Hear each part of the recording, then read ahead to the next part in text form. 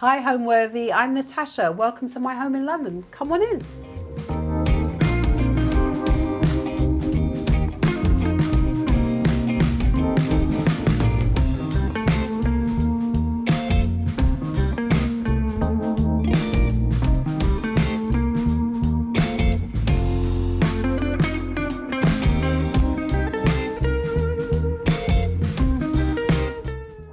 You're watching Homeworthy, where we believe every home has a story. Hi, my name is Natasha Landers. I'm an interior designer and a diversity consultant.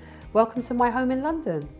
So I moved into this house about almost 25 years ago. It was my second home, and it's what we'd probably call now a doer-upper. It's something that builders would take on, not necessarily someone that didn't have very much money, and I didn't. But I loved the feel of it. It's a Victorian house, but the people that I bought it from, unfortunately, the husband had passed away and she was elderly. She was going into a care home. But at the time that they lived in the property, it was a time where Victorian architecture wasn't seen as fashionable. So they removed a lot of the original features. So I would say probably about 80% of the things that you see in the house now aren't original to the house because they were taken out. So things like the fireplaces were taken out, the spindles in the stairs were taken out, and they'd put this kind of wooden fretwork which was ugly and frankly quite dangerous. If you pushed on it, it would fall through. And even the ceilings had, I think in America you call it popcorn ceilings. In England we call it Artex. So it's that kind of very rough plastered ceiling, and that was a lot downstairs too.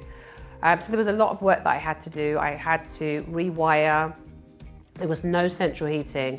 Can you imagine living in England with no central heating? So that was a must.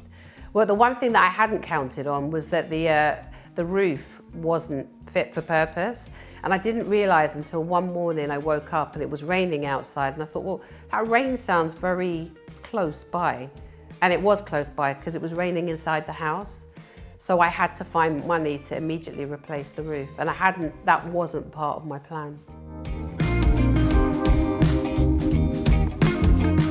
Welcome to my living room. There's lots to see in this room and lots to tell you about the history of it. So when I moved into this house, it was very cold and because there was no central heating. And actually in this room, which has two ends to it, there were only 2 plug sockets. And I moved in here in the year 2000. And at that time you had things like answer machines, videos, DVD recorders, as well as your TV. And I literally had 1 socket at one end of the room and 1 socket at the other end. So part of the rewiring was actually not necessarily the nice fancy stuff, but the practical stuff, the everyday living stuff. The other thing that they'd taken out was all of the original features. So any feature that you see in this room now has been reinstated. So all of the ornate coving that's in both sides of the room, the corbels, the ceiling roses were literally put in about 4 or 5 years ago. So they're pretty new to the house. All of the windows, the single sash windows, which would have been original to the house, had been taken out. So I reinstated them. For me, it was really important that although my style is very modern, I was sympathetic to the architecture because I love Victorian architecture, which is why I bought the house. So I think that you can work very well a modern aesthetic, but still have very Victorian architecture. So yeah, that's one of the key things in this room, is that it was completely redone in terms of the architecture of the room. And then I was really interested in colour blocking, but I think I'm quite rebellious in nature in terms of how I design and how I decorate. And so I didn't want to do colour blocking. You know, when people talk about a feature wall, so one wall with just colour on it, I wanted to break the rules in terms of where you would see the colour blocking. So there are 3 different colours that are used in this room, and they are on this wall here. You'll see them around the room. So this is called Mr. David. The yellow is Mr. David. This green is called olive, and this is called light bronze green, and they're all by the Little Green Paint Company. And the biggest colour blocking in this room is the ceiling. I didn't realise how controversial it is to paint the ceiling. Even my mum's like, aren't you going to leave the ceiling white? And so when I told them I was painting not only the ceiling, but the coving, a lot of people were like, it was sacrosanct. But I say it's my house. And I just knew it would work. And actually, I think it has really highlighted the cornicing and the detail of the cornicing by having that light bronze green on the ceiling. And the ceilings were high enough to take that colour. So again, about being rebellious around colour and colour blocking, I have this yellow line block that comes across the ceiling, it comes down, and then it goes across the floor. And I did it because I wanted it to kind of be a nod to gym flooring, but also to say, yeah, it's going to go on the floor. It's not going to stop on the walls. So it goes across the floor. It has a real practical use around illusion, actually, because this side of the living room is smaller than that side. So when I did the line, I deliberately did it at an angle, so it gives the illusion that both sides of the room are kind of equal in terms of their size. If I'd gone straight across, it would have just sort of signified how small and boxy this side is. So it actually works in terms of that. I would really have loved to have had shutters which were original to the house, but this house never came with shutters. And I don't like doing reproduction, so I really wanted to do something that was a nod to Victorian shutters, but was also unique to me. And if I can't find something, I design it and I get someone to make it for me. And so I was working with a carpenter, and he suggested using scaffolding boards. One, because they're cheap, because they're scaffolding boards, but two, they're really nice and chunky, and they're old pine, so they're really great to use. And his idea was to kind of sand it all back and just use it as new. And I was like, oh no. When I went to the builder's yard, the wood yard to find it, to source it, and I saw that some of them had like the printing from the builders still on it, and these metal bits would have been on the edges of the board to keep them, maintain the boards. So when he was working on them, I said to him, keep all the metal parts and don't sand the wood all the way down, which he thought was really odd. And I was like, no, I like to have a story behind whatever I have within my home, and what a great story about the authenticity of where this wood came from. And so it was important to still maintain some of that and not for it to be just shiny and flat. He thought I was a little insane that I reused the metal bits and stuff, but I love it. And in the past, I've been part of an open house festival in London, and the public come round and through my home, and this is always a talking point around doing it. And so, yeah, I love them, and they're very practical because I've only got single glazed windows, and they are very cold in the winter. But with these shutters, it really keeps the room warm in the winter, and in the summer, if we do get any heat, if I close it, then it cools it off. So it's aesthetically pleasing and also extremely kind of practical. Also very important in this space is my art, again. And I'm really fortunate to not only just be able to collect art, but also to know and call artists my friends as well. So this is the newest piece that I've added to my space, which is on loan from Sharon Walters. Sharon Walters is an amazing artist, and she works a lot with collage. And the history behind this piece here is she was invited to New York to look at an archive of old pictures and to pick them. And this was actually a postcard, I think it was from the 50s. And so she then had it printed out onto fine paper, and she used pastels to, and what I love about it is it really makes these two women stand out. So she's used kind of the pink pastels on the dress, and then the green. It actually has kind of a 3D effect to it. And I love it. I love it. We're talking about whether it stays here permanently, but it's beautiful. And all of the colors are so very vibrant and it just fits so well in this space. And then another artist that I really love and I've been working closely with, a friend as well, is Gary Marsh. So he's a sculptor. He does the most amazing sculptures and he has a studio in London. And again, this is also on loan. It's called Reflection.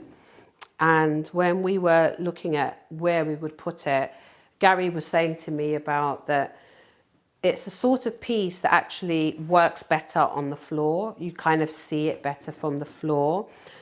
And again, why I loved it is it's got a real story behind it. So he works a lot with the medium of wood. And this piece of wood was being cut away from a tree because it was being diseased. Not being diseased, sorry, it was a diseased piece of the tree. So he took it away and treated it and worked on it. And there is something about, you see different angles when you look at it, and it's a face. And part of it reminds me of kind of African masks, but also part of it reminds me of kind of like a Buddha kind of face as well. So it's very reflective and it makes me feel really calm. And I think that's the point of it as well. So yeah, for me, art can bring lots of different emotions. And it just, the other thing for me is that I can often buy a piece of art or curate a piece of art and think I'm buying it for a particular space. And for me, my art speaks to where it wants to go. So I might say, okay, I bought that for the bedroom, and then I go to put it in the bedroom and it just doesn't work. And it kind of guides me to where it needs to sit within the home. And so, yeah, I really do curate the space, but the art helps me to do that, if that makes sense. It's not always where I expect it to be that it ends up. So yeah, I just love how these two sit together actually. This piece over here is by Benji Reed. So Benji is, his background is dance, but he's a kind of a photo-futurist photographer. He's almost always the subject of his photography. And I was drawn to this. I got this from his exhibition in London. And he's sitting on some sort of like stuffing, like furniture stuffing, but it looks like a cloud, holding a sparkler with an oar. And it works. It's all very random, but it works really well. And yellow is one of my favourite colours. So why would I not be drawn to the yellow of Benji's? And then the other pieces of art in this room, this is by another friend of mine called Caroline Chinique, and she's a digital artist. And this is actually on metal, and you can buy this art with different colour backgrounds, but you know, green and yellow, that's my signature backgrounds. This is my daughter. This is my daughter Maya. She's 26, but this is a picture from when she was 2 or 3 in my mum's garden. And during lockdown, I contacted a portrait artist called Florence Lee, and I sent her the picture, and she created this from a picture. And actually, I've got quite a bit of Florence's work around the house as well. So that's really dear to me. Let me tell you about this tree. So this past Christmas, I didn't want a Christmas tree. I didn't know what I wanted, but I didn't want a Christmas tree. And then I was inspired by Gary March. He did an installation called an affirmation tree. And I'd also gone to an exhibition of Yoko Ono at the Tate, where she had a wishing tree. And as I say, there is so much negativity and sadness in the world. I wanted to create a space to hold people's wishes, manifestations, affirmations. So anyone that visited during the kind of holiday season, or I reached out to people online, people who followed me, and said, just tell me what it is that you want to wish for, and I will add it to the tree. It's got a life of its own now, and it was supposed to come down after Christmas, but it felt quite precious to me, and I wanted to do something with it rather than just throw it away. So I've been speaking to Gary about working on something together where perhaps we burn the tree and the wishes and we take those ashes and we create some sort of art, maybe put the ashes into resin or colour, or create some sort of a sculpture with it so that we can preserve it. Because it means a lot to me. It's not just about decor. These are people's, it's called Make-A-Wish. These are people's wishes around it. So that's why it's still here, but it has another journey to go on in terms of what its next iteration is. And sitting next to it is another piece of art by Stephen Anthony David. This was one of the pieces that was on sale at the Private View in my home. And I say I'm usually drawn to just portrait art, but I think it was just all of the colours in it. And it was hung there during the actual Private View, and it never left because I decided to keep it. So art is really core to me, and the furniture in this room is very eclectic. So there's lots of high-end things. For instance, behind here, on the floor here is a Donna Wilson rug, and it's called a zigzag rug. And there's a story. There's always a story behind my finds. So for years I kept buying really cheap rugs, but not really liking it. And then one day I saw an advert, not for this rug, but the rug was used in the background, and I tried to source it. And I rang the company that had it in the advert. They didn't know where it came from. And one day in Google, I just thought, let me just put in zigzag rug. And it came up. And it was a Donna Wilson rug. I got it from a company called SCP in Shoreditch. And I got it. And what's great is I got it in the sale. So I got it a lot cheaper than it would usually have been. And I feel like I've had it about 10, 12 years around that rug. So that's kind of quite high end. But also there are lots of pieces in here which are mid-century pieces, which I've got from Etsy. This piece here I got from eBay from a woman who was emptying her parents' home after they'd passed away, and she hadn't understood how in fashion mid-century furniture is, and so she was selling everything really cheaply. And when I went to collect this, which was £50, which is very cheap for that kind of a table, she said, it's just gone, everybody's just bought everything. So that was a real bargain to get that. But she told me that her and her brother used to play, put jigsaws and play card games on it. So I like when I buy vintage or secondhand furniture, I imagine what the story is, where it's lived before, it lived with me. But there's something classic about mid-century furniture. I think for me, it doesn't date, so it fits in with any kind of aesthetic as well. One of the things I am really proud of in this room is this sofa here. So this sofa started life as an IKEA sofa, which I've had for maybe about 15 years. And I loved it because it reminded me of kind of Corbusier because of the metal frame. And it was still really comfortable, but it was really grubby. So rather than send it to landfill, which didn't really appeal to me, I had it reupholstered. And what they did with it was they added like tufting to the back as well and to the sides. So that wasn't there before, it was all flat. And then also added like beading around the edges as well. And so I have a brand new sofa. And it's interesting because people will see it on places like Instagram or when they come to the open house and they ask where they can buy it and you can't. So I'm hoping this will last at least another 15 years because it's in really good nick now. Wasn't a cheap option, I should say. Reupholstering isn't a cheap option, but if you love something, and I really love this sofa, then rather than buy something else, why not just reupholster it? This bulldog lamp, I've had this for years, and it's from Abigail Ahern.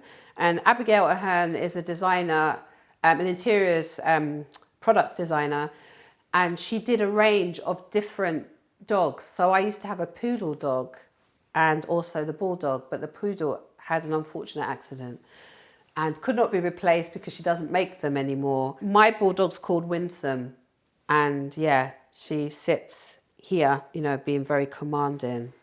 But I like that kind of quirkiness around having quirky things. And what's also important for me visually as a designer is that every element of a room has interest. It also works really well as a location house, because it means that when people are coming to do photography or filming, they've got different angles that give them kind of a different vision. So I'm very kind of purposeful about where I design. So no corner is left untouched. So, you know, having this planter in the corner here was specifically sourced. It's from Hayes because it fitted in there and actually was exactly the same color as the doors and the ceiling, that kind of light bronze green color. So that was purposeful for that space. This piece of art here is by an artist called Evadne Davis. She was in the semi-finals of Portrait Artist of the Year. Her medium is that she often uses old wallpaper. So again, when I talk about growing up in a household, a Caribbean household, and lots of Caribbean households in the 60s and the 70s that have very bold wallpapers, so clashing wallpaper and carpets and things like that. So in this picture, it's actually got some wallpaper as the background, and then she's painted on top. I'm working with Evadne actually, and the next private view that I'm going to have is going to be dedicated purely to Evadne's work, which I really love. We're going to go through to the kitchen in a moment, but when I moved here, this was one big window, far too big, and usually, because this would have been the side return, so a side return is like a little alleyway that used to go from the second reception into the garden. And so I thought it was a very big window, and the man that lived here previously, he used to have a big shed at the back of the garden, which is very tiny, with lots of wood in it. When I took down the shed, I found these double doors, which was original to the space. So again, remember what I said about them wanting to take out anything that was remotely Victorian or old. So they took out the doors, but because he never threw anything away, they were in the shed. So I had this put back into its space. I added like fluted glass to it. I added some beading and these really gorgeous, these are from Rocket St. George, and they're peacocks. So again, some of that ornateness, which kind of works with the ornateness of the ceiling as well. The way that I've decorated my home is very much a homage to who I am as an interior designer, but my home is dressed in the same way that I dress. So I like lots of color, you know, I think I stand out, and the house stands out as well. So there's lots of blocks of color around the home. I particularly love greens and yellows. I'm getting into browns and blue colors too. It's starting to enter the palette too. So there's lots of color. So for instance, in my kitchen, the biggest color block is my yellow floor. So I have a rubber yellow floor in the kitchen. And I love it because one of the things it does is, even on a dull day, it's a sort of space that always feels warm. It feels like there's always sunshine in that space. So color is really important to me, whether that's on the walls, whether that's on the floor, or in my furnishings or accessories. So color's a key thing for me. Upcycling items, using it in different ways, is also core to how I decorate my house. And I think the final thing is, you know, I know people use eclectic a lot, and maybe it feels overused, but my style is eclectic in terms of the furniture. So, you know, in rooms you've got high-end next to high street, second-hand and vintage. And I think it sits really well. So I really love mid-century furniture because I think it's really classic, it doesn't date. But it's next to an IKEA sofa that I've upcycled with different fabric next to a more high-end rug. And it all kind of works together. It's quite a cohesive style. So I think colour for me is really important. looking at materials and use them in different ways, and also mixing different areas of furnitures and accessories. What do I love most about my home? I think what I love most about my home is it is really reflective of me as an individual. So I don't really necessarily follow trends. You know, sometimes I see people on social media and I see that they decorate because they feel it's on trend, or, you know, we hear about, oh, this color is the color of the year and stuff like that. And I'm not consciously swayed by any of that. I think I'm quite rebellious in the way that I present myself and the way that I present my home. So what I love most about it is I think it really reflects my personality. The other thing that I love about it, and I always say to people, is I'm not precious about it. It's a home. You know, I want people to be able to sit comfortably. I hold lots of like dinner parties and games nights and things like that. It's also a location house. So it has to feel versatile and comfortable around it. So I love the versatility and the comfort in it. And I think the other thing that I really love about my home is that I am a collector of Black portraiture, predominantly by Black artists, because I like to be surrounded by art that I see myself in as well. And so I'm very passionate about my collection. And interestingly, I didn't think I was a collector, right? I was just doing it. And then my friend said, you do know you're a collector, right? You collect art. And of course I do. To me, a home is not a home. My home wouldn't be a home without art. So let's come through into the kitchen. When I moved in 24 years ago, this kitchen was a lot smaller. It wasn't a tiny kitchen, not quite a galley kitchen, but it was really cold and it was really dark. So it was the kind of kitchen that you'd run in, make a cup of tea or make some food and run out of. So about 9 years ago, nearly 9 years ago, I decided to extend the kitchen. So part of that extending was from these doors, which would have led into the garden. So this bit here, so coming out, using part of the garden here, and then going outwards as well. So in terms of space, I gained about 3 meters onto my existing kitchen, and I then gained another 3 meters the other way as well. And it's created this really big space. This is probably one of my favorite rooms, because irrespective of whether it's rainy or miserable outside, which it kind of is at the moment, it's always a room that has lots of light. So when I was designing it, that was key to my design, is how to bring in as much light as possible. So having the Velux windows at the top, which are really the biggest that I could get at the time, to create that light coming in, having the picture window behind, and then having crystal doors at the end, means that there is light coming in all different angles. Plus this room is south facing, so it gets light almost throughout the whole of the day.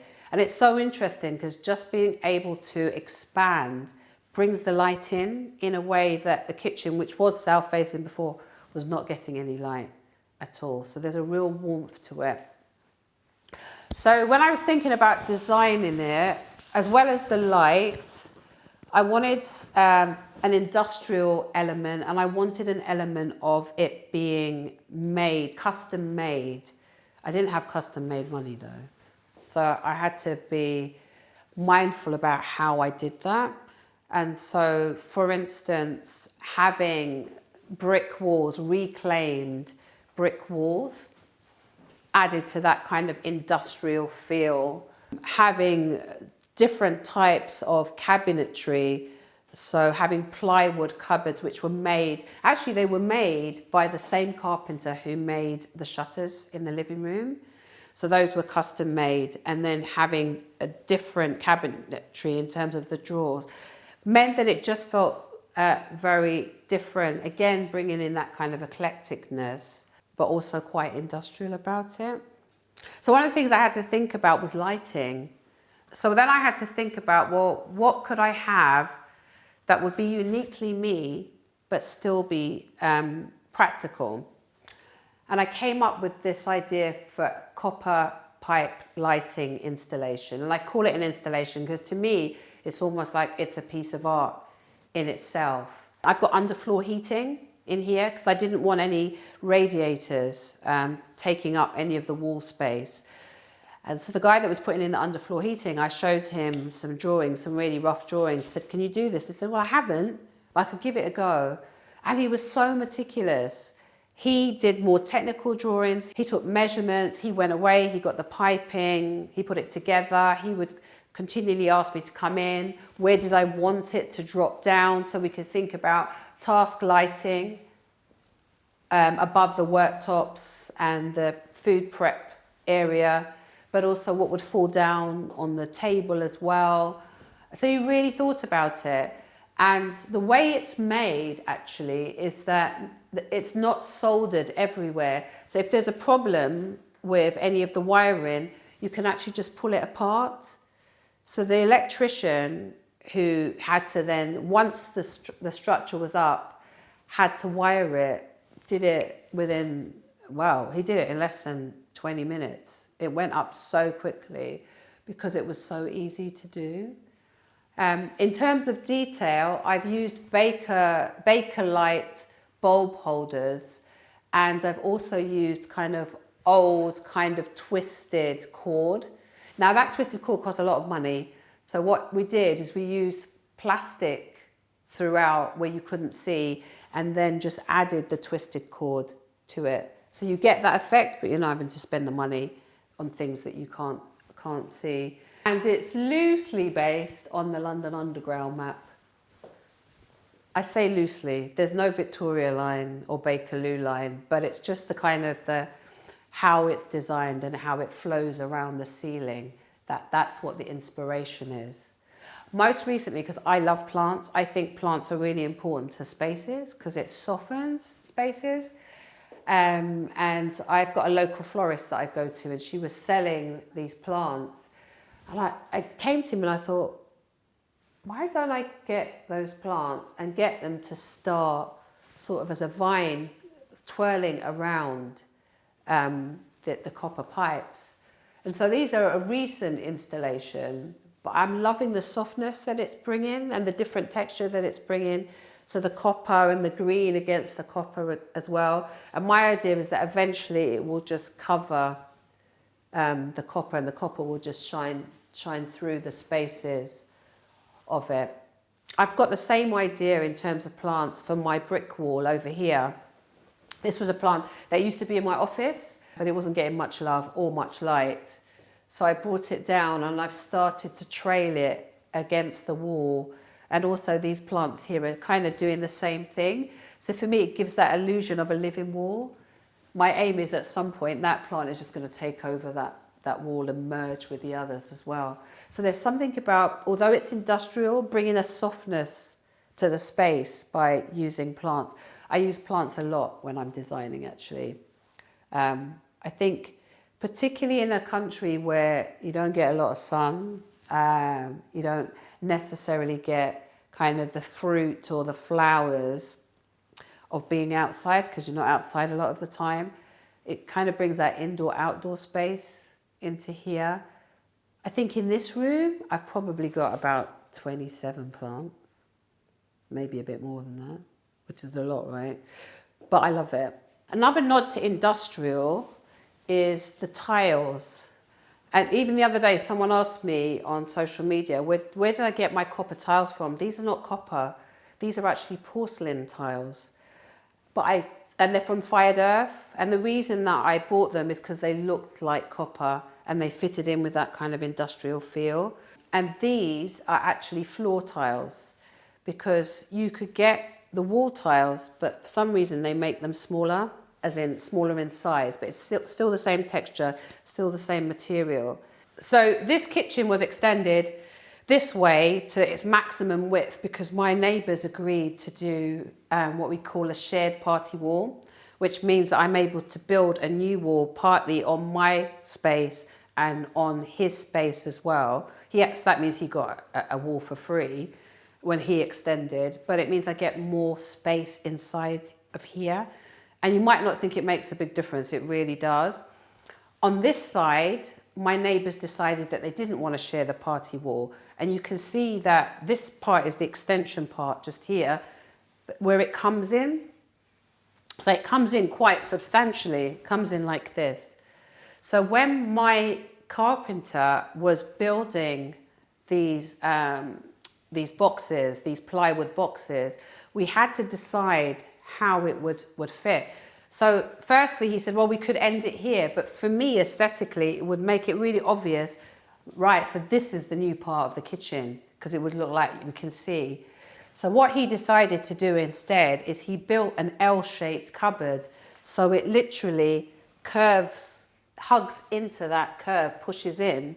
So I have a thinner part here, which I use for displaying different things. And now it just looks flush.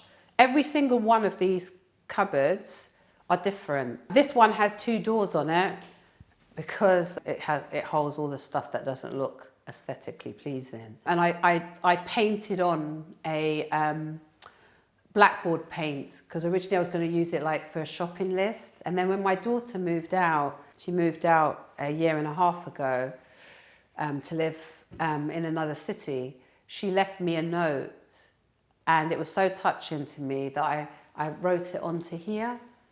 And so you can see it was in July 2023. So as long as it can stay there, it's there. And it's just a reminder of our relationship because we're really close.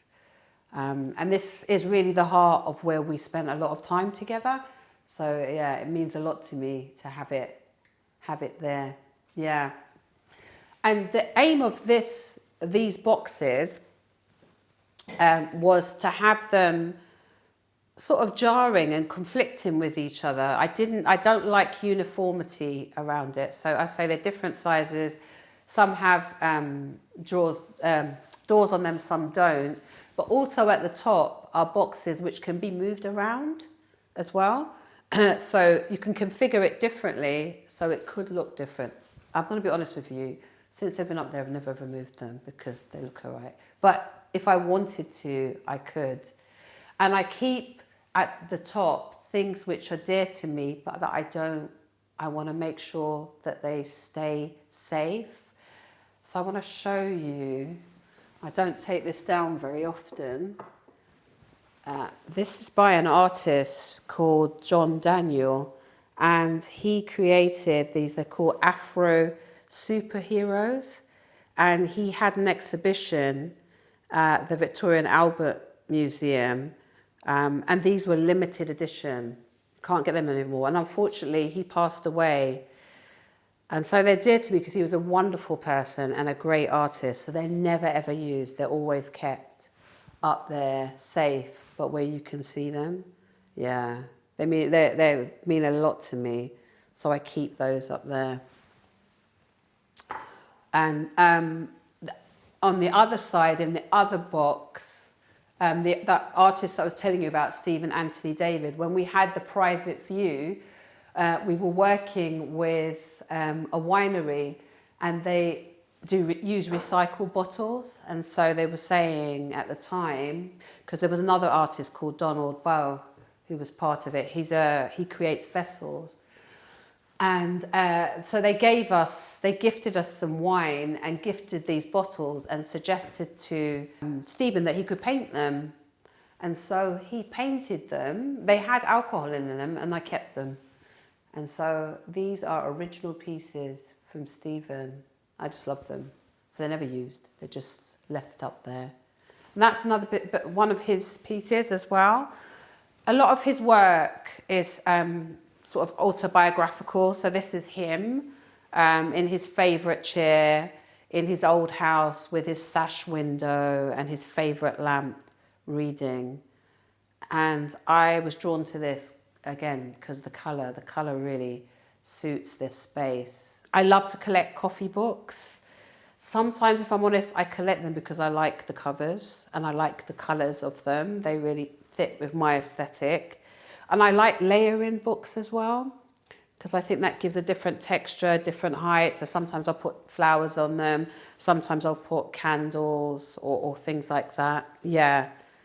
So there's lots of little aspects of colour, pops of colour. This is also from Vitra as well. This is a Vitra clock. I do a lot of dancing in the kitchen, and I've got vinyl both in the living room and here, so that this gets played quite a bit, particularly disco. I love disco, so there's a lot of disco dancing in the kitchen too. This is a little cute thing. I got this at an exhibition. I think it was at Somerset House. It could have been 154 Somerset House, where they do an exhibition every year of the African diaspora artists. They had a pop-up shop there, and I love this because I see myself in this, but also I love the colour of it too. So yeah, so she sits on the shelf. The biggest thing that this room is known for is this yellow floor. I often say to people, I didn't know I was so in love with yellow. And then I look around my house and realise you really do like yellow besides green. And this yellow floor was the biggest investment in this room. I think it cost about $4,500. And that was to lay it, buying it and to lay it. And it had to be laid on a very flat floor because the rubber is like a second skin. And there's a horror story behind my cowboy builders and the kind of floor that they left behind. And I had to pay for it to be re-skimmed.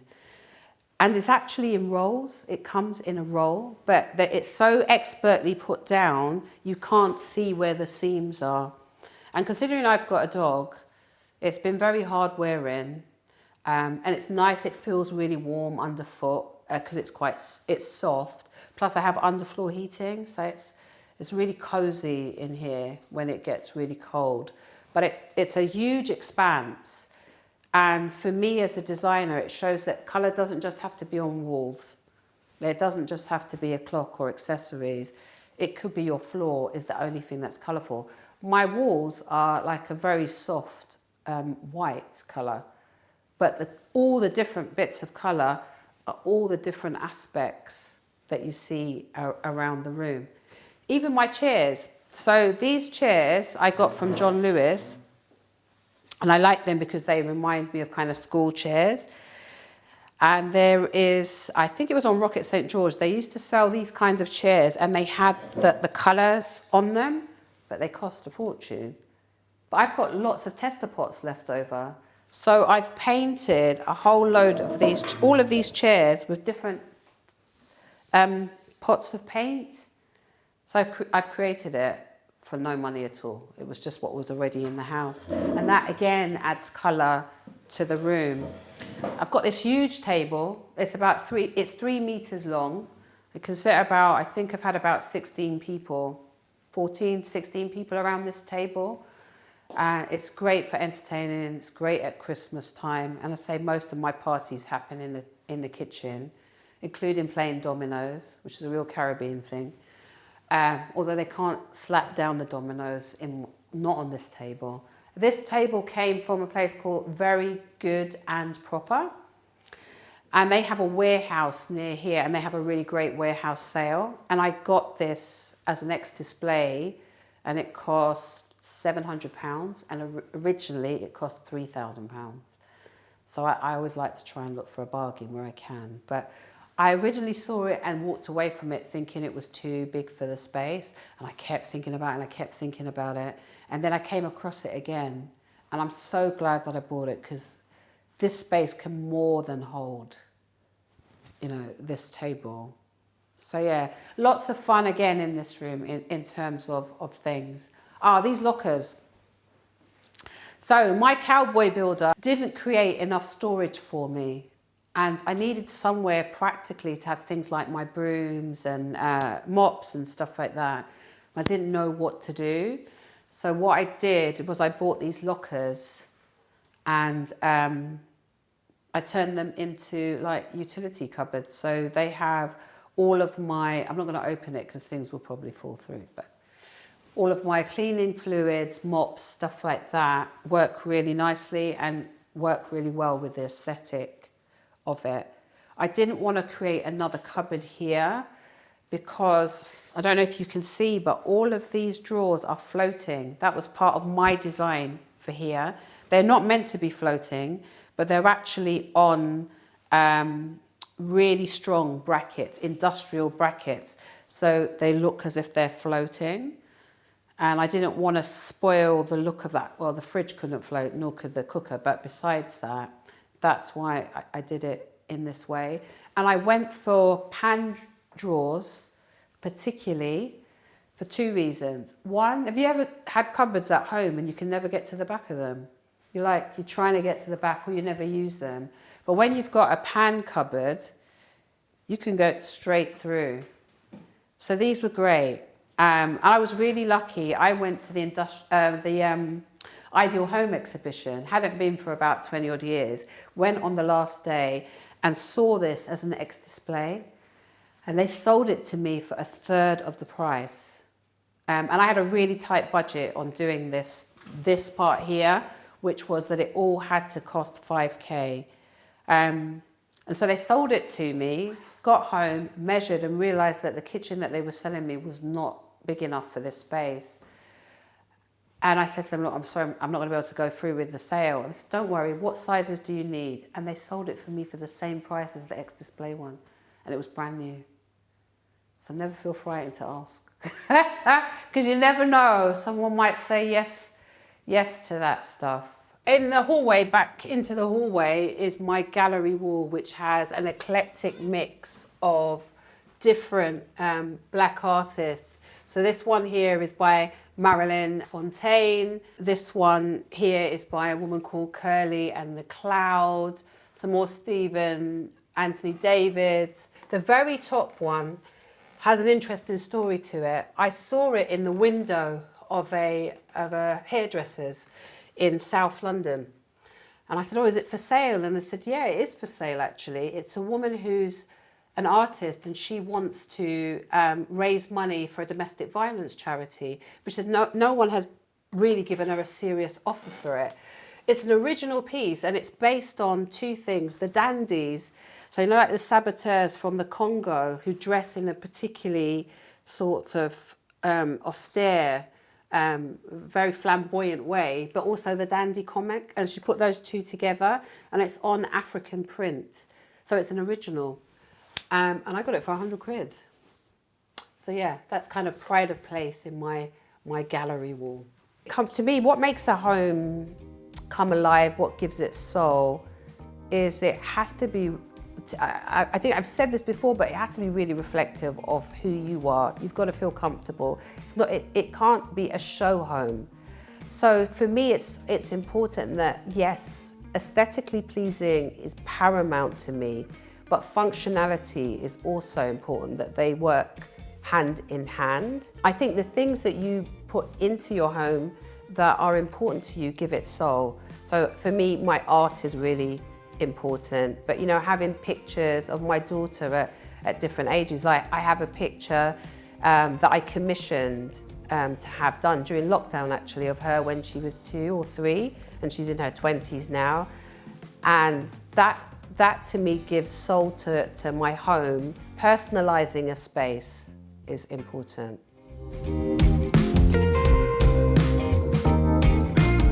So this is my bedroom. It's the main bedroom and it's the most recent redecoration that I've done.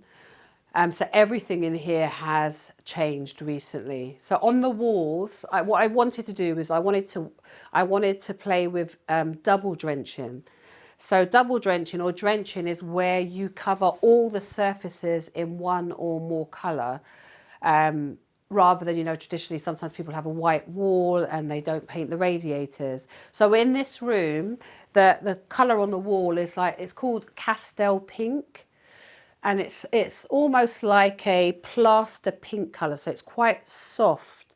And that pink is on the ceilings, it's on the walls, it's on the radiators, and it's on most of the woodwork as well. So it's kind of seamless how it kind of blends in as well. So I also did it on the main door. And then I had some accent colours with the double drenching, which was a colour called Chocolate by the Little Green Paint Company.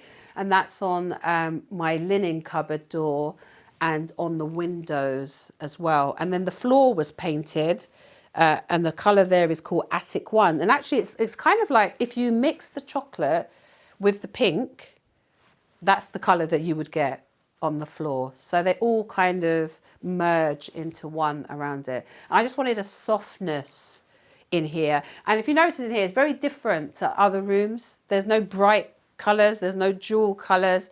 And I think because a bedroom should be really quite restful. And that's what I wanted to create in here. So it's got quite minimal furniture. It just has a bed and a bookcase. And again, another mid-century piece that I love that's in here. And it's just lots of bits of art. And I like to have flowers everywhere. So that bud vases around the room as well. This is by an artist called Imo.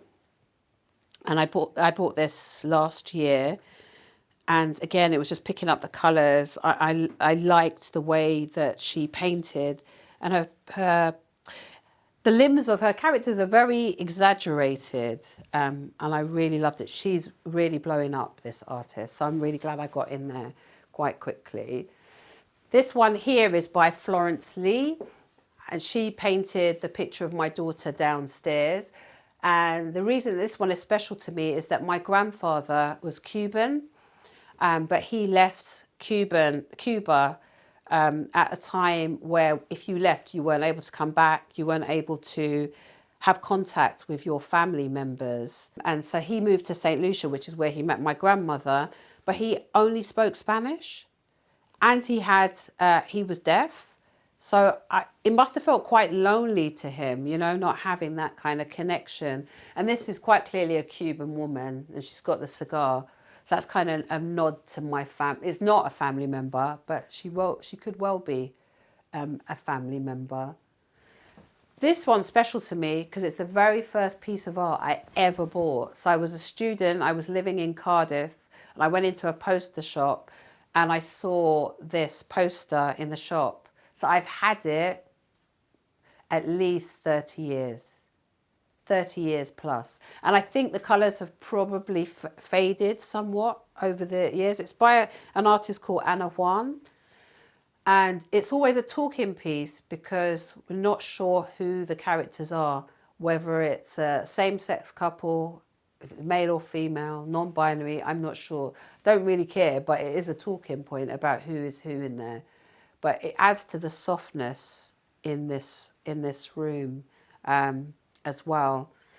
Lots of lighting. Lighting is really important to me, softness of lighting. So whilst I love this overhead lighting, I bought this from Etsy many years ago. I wanted to have like different lighting around the room. So I have a lamp here that I put on if I'm just chilling in my bedroom. I have these bedside lamps, which look very mid-century. They're actually new, but they look very mid-century. And then something to just kind of jar or change what we'd expect to have as colour in here. I've got this Snoopy lamp. It's called Snoopy Lamp, and it's by Floss. And I think the green really works well with the browns and the pinks that are in the room too. And then, yeah, just I like to pepper it with books, candles.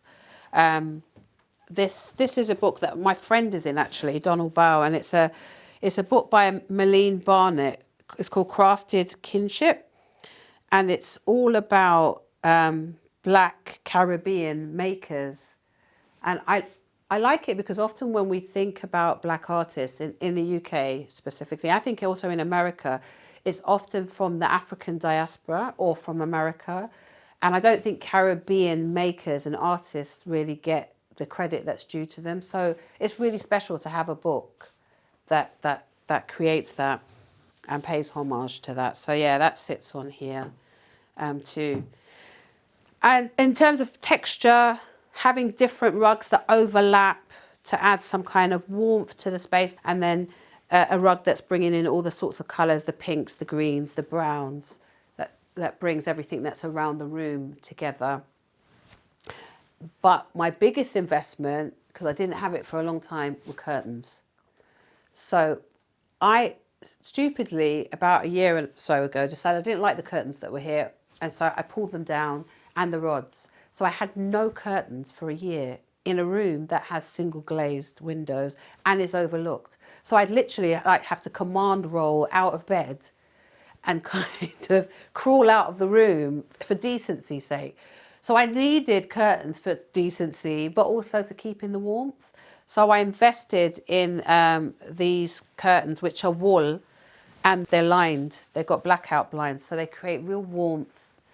They feel that they're really tactile. And I had her do this kind of cottage style at the top. And I added these bronze, I think they're called French poles as well. So I'm very much a stickler for detail. But now this room, which is always really cold, at least at night, feels really warm. So it works because it's got that kind of chestnut brown that goes with the browns and the pinks, but it's also practical. So yeah, this is my little haven of where I come and chill in the evening. So my professional journey is really quite varied. You know, I always loved interior design, and I've definitely been inspired by my mother. She was not very traditionalist in how she curated or designed the homes that I lived in as a child. So I come from a Caribbean, my heritage is Caribbean, and I grew up in like the 70s and the 80s. That was my childhood. And Caribbean homes, a lot of my friends' homes and people I knew had particular items which every Caribbean house would have, you know, so things like doilies, so sort of hand crocheted things that would either be on the tables or you would have them as backrests on sofas, or there's this thing called flock wallpaper, which I think is making a renaissance actually, but it's this sort of velveted flock wallpaper. And there was a time where everybody thought, yeah, this is the thing to have. But my mum was adamant she wouldn't have it because that's what they had in pubs. But she was very into colour.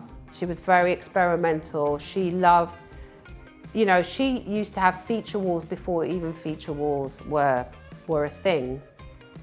And she allowed me to experiment with my bedrooms as I was growing up. So I think definitely me getting into interiors and loving it is part of growing up in a household where interiors were a key part of how we lived, and very different to other households that I saw growing up. And so what happened was, it was a long journey to get to the point where I was doing it full time. Because for many years I did it for free. So I'd do other people's homes, people's offices, I'd do pop-up shops, I'd do installations in different places. I wasn't getting paid for it. And then someone reached out to me and said, look, I've seen your home and some of the things that you've done. Would you be prepared to do my home for me? So it was kind of my first paid client, Leon, who's still a client of mine. And I thought, well, I need to start doing this more and curating it more. So that's how I got into interiors. But at the same time that I was doing that, I also worked in the field of diversity for about 30 odd years as well. Just working on the benefits of it around anti-discrimination, justice is core to who I am. And recently I did a video actually where I married the two, because often I used to separate out from my diversity work and my interior design, but actually all of that is intrinsically what makes me who I am. And so I did a video talking about the importance of inclusive language and inclusive design. So, you know, for instance, getting people to talk about the principal bedroom or the main bedroom rather than talk about the master bedroom, you know, because language is really powerful. That kind of harks back to colonialism and slavery times and classism, you know, talking about things like Jack or Jill bathrooms, you know, very gender specific.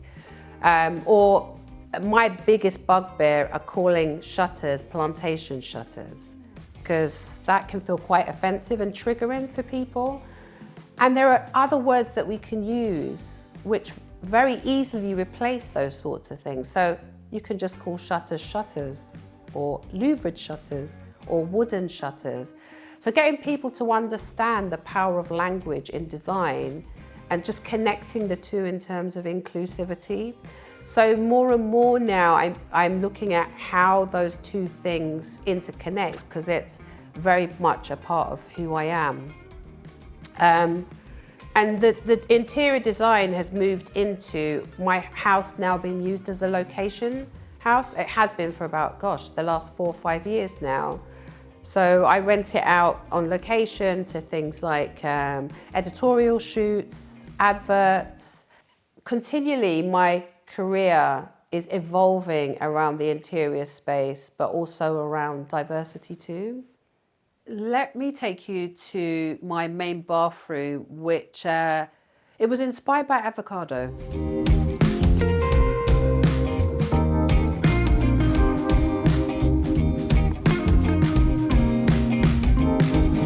So this is the main bathroom. I have a thing about different doorknobs, and using different things for doorknobs actually. So these were coat hooks. But I have a problem with my hands. I have something called fibromyalgia. So the bigger a doorknob is, the easier it is for me to push and pull. So I repurposed these, and they're a lilac colour, so it goes really nicely with this brilliant green to use, because it's just a push and pull door in here. So when I moved into this house, this bathroom kind of ended here. So the bath, the toilet, the wash basin were all within this kind of space here, which was ridiculous. You could sit on the toilet and touch all of the walls. So it was important for me that actually one of the first big renovations I ever did was to extend this bathroom, so I could add a shower and this roll top bath. Now this roll top bath has a story to it. Many years ago, 20 odd years ago, I found this roll top bath. I bought it in a shop underneath a railway bridge for £50. A roll top bath. At the time I could afford the £50, but I could not afford to extend the bathroom. So this bath sat in the living room downstairs for 2 years until I had the money to extend. So I think the moral of the tale for me is I don't do fast renovation because I don't have fast money. So some of these things have taken time to get to this space. But I'm really glad, because it's lived here for 20 years and may live for another 20, because there's no way this is going back down the stairs. It would have to be broken up. And why I call it the Avocado bathroom is in the UK in the 70s, I'm sure one of my family members had it, there'd be suites. So like the wash basin, the toilet and the bath would be a particular colour.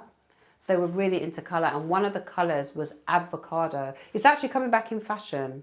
I think they're expensive to buy now as retro pieces. And I was inspired by that to create a sort of a 70s feeling here. So as I say, inspired, not wanting to do it exactly.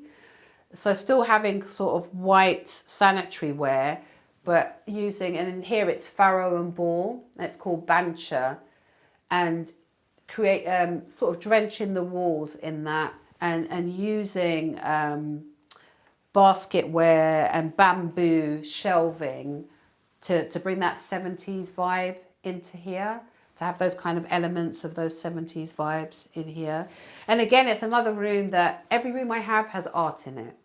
So just because it's a bathroom doesn't mean you can't have art. So this is my newest one. It's a poster with Nina Simone and Miles Davis on it, and it's a concert that they were in. But a piece that I will show you that does hold a lot of significance to me is this piece, which has my uncle in it, and he's on a boat coming from the Caribbean to London. So you might have heard of the Windrush generation, and that's where Caribbeans were invited by the British Empire, because they were part of the British Empire through colonialisation, to come over and to help rebuild the UK after the war. So this is actually a picture of him in black and white on a boat with his friends. So that's a piece of history right there. So yeah, that's on my wall in here as well. Hi, welcome to my hallway. It's actually one of the places in the whole house where the original features were not taken out. So you'll see just beside me, these are the original corbels, and I think they call these like dental things, I'm not sure, but like coving, these are all original to this hallway. But in the house, that's probably the only things that did remain. And I think probably the reason that they didn't take it out is because if you had taken it out, you probably the ceiling would have collapsed on it. But I absolutely love the fact that those are still in this space.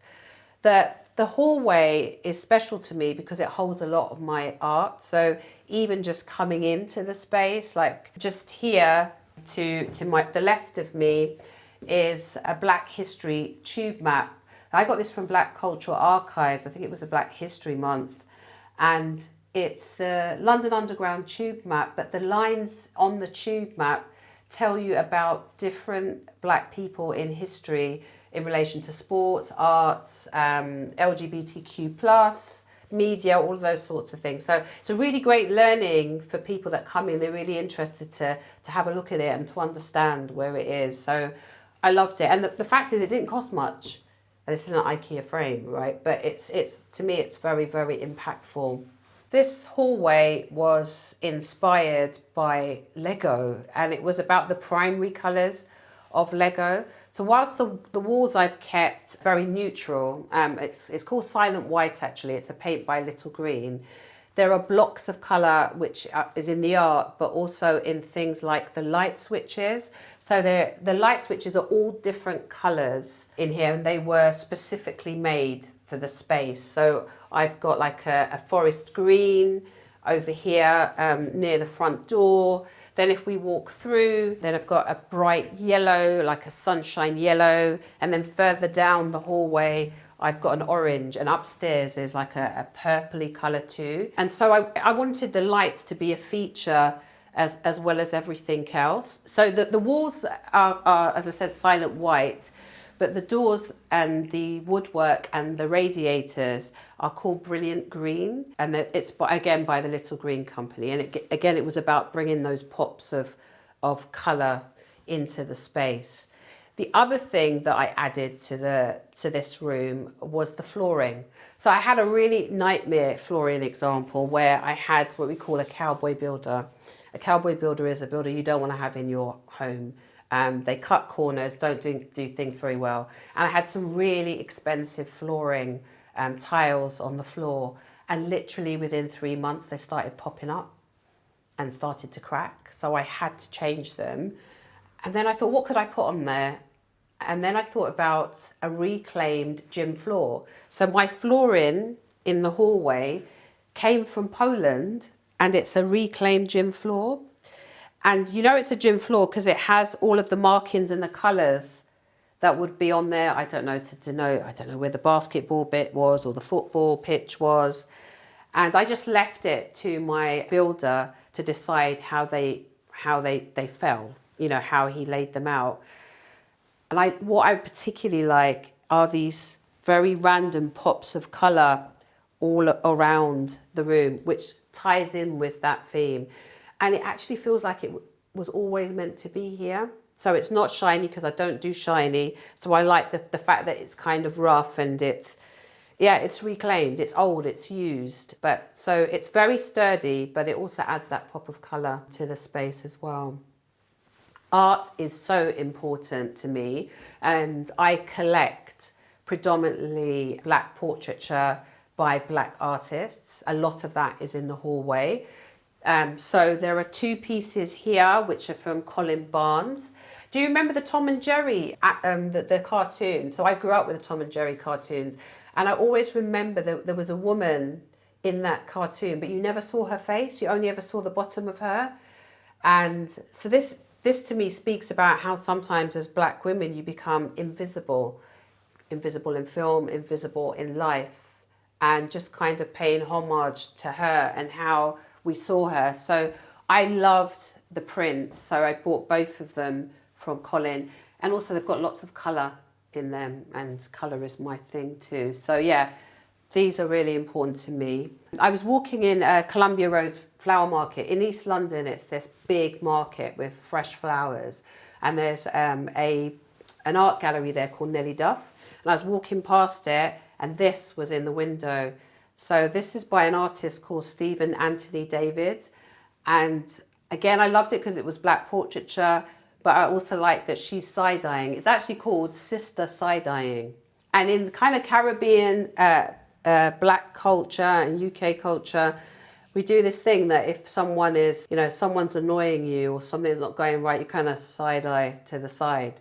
So it kind of gets you thinking about who or what is she side-eyeing, but she's definitely been quite strong in terms of her gestures. I love Stephen's work. You'll see that it's around the house. And actually, one of the things that I do is I curate the space for black artists. So I create private views. I did one last year in about September, and Stephen was the main artist. So I took off all my other work, and it was curated so that all of his art was here, and people could come and see it, and they could buy it as well. And the idea behind that is that I go to a lot of gallery spaces, a lot of private views. I've never been to one in a house. And I often think people think, I love it, but how would that work in a house? So for me, the concept is you come into a home. It's kind of like it's a home, and it's an installation, and it's curated, and it worked really, really well. So yeah, I love Stephen's work. And as I said, you'll see it all over the house too. This is another piece of Stephen's as well. And although I like portraiture, I was so struck by this at his private view here that I bought it. I was supposed to be selling art, but I also love art, so I bought it. And this is a bull, and it's made on wood. So often he works on different mediums, things that he finds, maybe doors, cupboard doors or big doors, and he then repurposes it and he creates his art on it. I love that about it. So yeah, and that sits just really well here. Another piece of art that I've got here is there's a kind of a social commentator called Kasvare, and I hope I'm saying that right. Kasvar made it. And I love this piece because it was a play on I Love Marmite, not a lot of people do. And so there's some social commentary in all of her art pieces. And this one's got the mandem, which is a real kind of London thing about how you talk about young people, kind of street kind of culture as well. So yeah, a bit of comic relief in the space as well, which also works for me with the playfulness of this hallway. And that thing around those kind of primary colours too. So let me tell you about this runner on my stairs. So I've lived here almost 25 years. And for the first sort of 10 years, I had no carpet on the stairs because I'm very sort of specific. Some people might say quite anal about, I know what I like, and until I see it, I'm not going to put in anything different. And so I couldn't find a carpet that reflected my style. And then I found this carpet, and it's called Dotty, and it's by the Alternative Flooring Company. And I had it made, it's a carpet, but I had it made as a runner, so it specifically runs up the stairs and up the hallway, but it has a border around it as well. I just thought it was really quirky. And I've had it now about 15 years, and it's still as good as new. So sometimes if you can afford it, spend a little bit more on something that's good quality, because it works out in the end. The fact that this has been going for 15 years and I've no plans to change it, it's still going well, is important. So yeah, it's that kind of juxtaposition that things in my home don't have to necessarily sit, like the palettes, the colour palettes, might feel like it's jarring to people, but I think that's part of the eclecticness of this space, is that there are different things. There are circles, there are squares, there are bold colours, all of that kind of great stuff. So for me, the word home means sanctuary.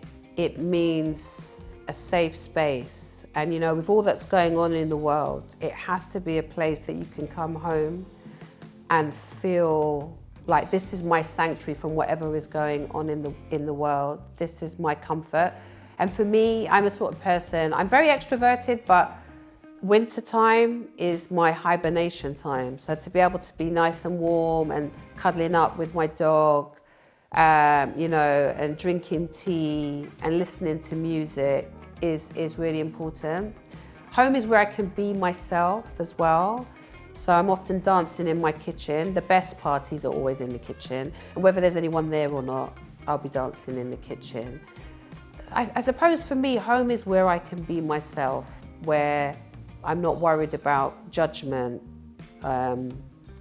or ridicule. But yeah, home is safe for me. So bye, Homeworthy. It was so much fun showing you around my house in London, but you've got to go now. Bye. Thanks for watching. Be sure to go to homeworthy.com for exclusive content, shopping guides, and so much more.